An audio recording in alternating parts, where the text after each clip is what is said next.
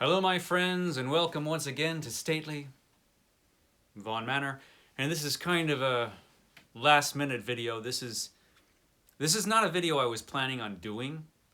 In fact, I was deliberately not going to do this video. This is Has Steve Read It? Season 2. This is my Has Steve Read It video. Recently, Mark over at Book Time with Elvis did his Has Steve Read It video, and he asked me a couple times in comments whether I was going to do one, and I was like, no. But I thought about it, and I thought, I'm going to do it anyway. Now, Steve Donoghue, for the few of you who do not know who Steve Donoghue is a really great YouTuber, a booktuber. And unlike most of us booktubers, Steve Donoghue is a professional. He is a professional book critic. He is a professional editor. He reads and writes for a living. And he spends every day reading and writing. That's most of what he does with his time. And most of the night, I believe. I don't think he sleeps too much, according to him. So he reads and writes all day, most of the night, and has for quite a while. And he has read just about everything in English. So betting against him reading something is a losing game. It's like betting against the house. You're probably not going to win this game. But people keep trying, and that's what these Has Steve Read It videos are. You do a video, come up with some books that you think Steve might not have read, and then maybe Steve will come back with a video saying, of course I've read all these books. Yeah, so that's what this is. I'm going to come up with some books that Steve Donoghue might not have read. He probably has read them, but I'm going to come up with going to show you just a few books. I think there are like 5 books here that I came up with. I mean, I look around my house, and every book I see, I'm pretty sure Steve Donoghue has read it, but we'll see. I will link Book Time with Elvis's video. I will link Steve Donoghue down below. So just in case you haven't seen Steve Donoghue's videos, you should, because they're tremendously informative. This guy knows an awful lot about all kinds of books and on every conceivable subject. So yeah, definitely worth checking out if you haven't, but you probably know who he is. So I'm going to come up with some books that he might not have read. Now I'm going to give my reasons why he might not have read these books. So we'll see. We'll see how it goes. So the first book I think that Steve might not have read would be Feral by Berton Rouche. Now I know that's not how you pronounce this guy's name, but Berton Rouche just sounds better. So Berton Rouche's Feral, a novel of screaming terror. This is a book about killer kitty cats. I did a whole video on this book. It is the greatest video that I've ever done. It is my supreme accomplishment. At my funeral, they will show that video just to prove, that I did accomplish something in my life.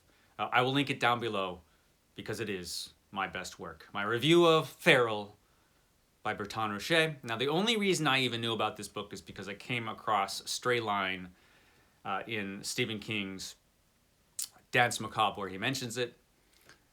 It is a terrible, terrible book about killer kitty cats.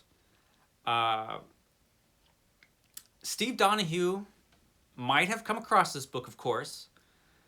The question is, would he choose to read it?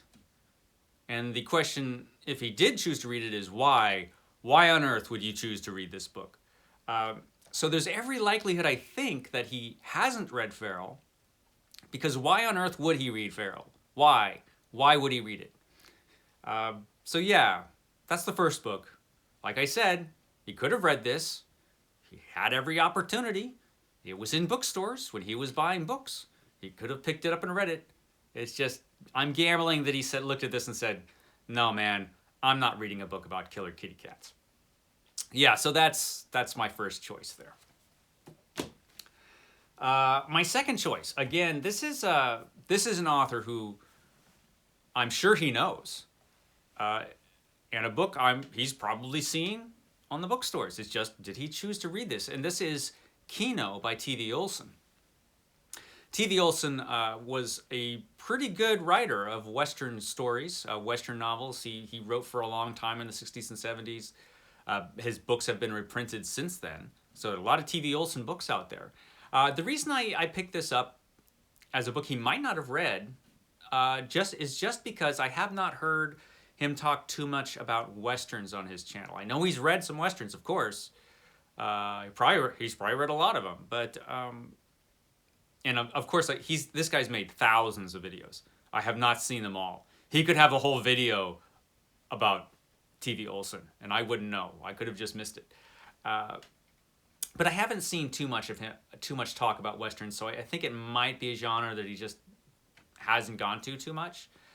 I mean, if it's a cowboy romance, you know, there's some studly guy on the cover with a shirt undone, gazing at you longingly, he's probably read it, you know. But an actual regular Western from a Western writer who just pumped out a ton of Westerns, I'm not sure that's something that he would have chosen to pick up. Again, he had every opportunity. I'm certain he knows who this guy is. I can say with 100% certainty that he knows who T.V. Olsen is. It's just whether he has chosen to pick up this book, whether he chose to read Keno, whether Westerns were something that he would even bother with. I don't know. I generally don't know. But there's every chance he did, but there's a chance he didn't. So, Keno by T.V. Olsen. Okay. This is an author, again, that Steve Donoghue, I can say with 100% certainty, 120% certainty, I can say he knows who this guy is. This is Lin Carter. Lin Carter was a pretty good editor, actually. He did a good series of fantasy collections for Valentine. Really kind of a hack writer, though.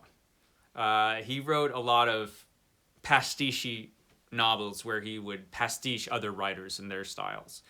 And the Callisto series was his version of John Carter of Mars novels, which, of course, Steve Donoghue, being a man of impeccable taste, knows all about. And I'm sure Steve Donoghue knows of the Callisto series. I can say certainly he knows of the Callisto series by Lin Carter. This is the 6th book of the Callisto series. This is Lankar of Callisto. So here's my gamble. I think Steve Donoghue might have read the first 2, 3, maybe even 4 books of the Callisto series. Because he's Steve Donoghue and he reads everything. But why? Why on earth would you read more than that many? Because this is not a great series. And it progressively got worse as it went on. So I'm gambling. This is a gamble. I'm gambling that he got to a certain point of the Callisto series, maybe book 4, maybe even 5, and then he said, like, no more, man. I don't think I'm going to read any more Callisto books. I think I've got my fill of Callisto. This is the 6th book of Callisto. Who on earth would get this far in the series? And you could say, well, Mike, didn't you read the 6th book of Callisto? Yes. Yes, I did. But I'm betting that Steve Donoghue has more sense and better taste than I do. Again, that's a gamble. There's every chance he decided to read this. He knows about it. He's seen it. He's probably read, like I said, 3 or 4 books maybe in the Callisto series. But did he choose to go the whole way and go to the book number 6? This is the book, by the way, where Lin Carter himself was transported to Callisto, where they couldn't pronounce his name, so they called him Lankar instead of Lin Carter. It's ridiculous. The whole thing is ridiculous. Did Steve Donoghue choose to read it? I don't know. Maybe we'll find out. This next one, again, an author Steve Donoghue is very familiar with. This is Andre Norton. Andre Norton wrote a lot of books, though. He wrote a lot of books. This is the Sioux Spaceman. Beware the horsemen of the stars.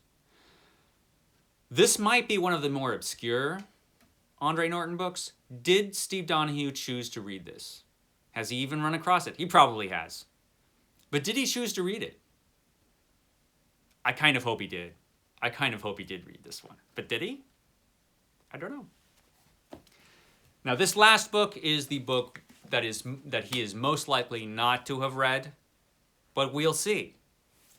This is Death Stalks the Night by Hugh B. Cave. Now, Hugh B. Cave was a very prolific pulp writer. Was he a great pulp writer? I'll leave it to you to decide. He was entertaining. I have to give him that. Carl Edward Wagner the legendary Carl Edward Wagner edited this volume. Carl Edward Wagner was a big Hugh B. Cave fan. Hugh B. Cave was interesting because he was a pulp writer who wrote a ton of stories for the pulps. He worked for a long time at a coffee plantation, so this wasn't his only gig. But the interesting thing about him is that he wrote his whole life.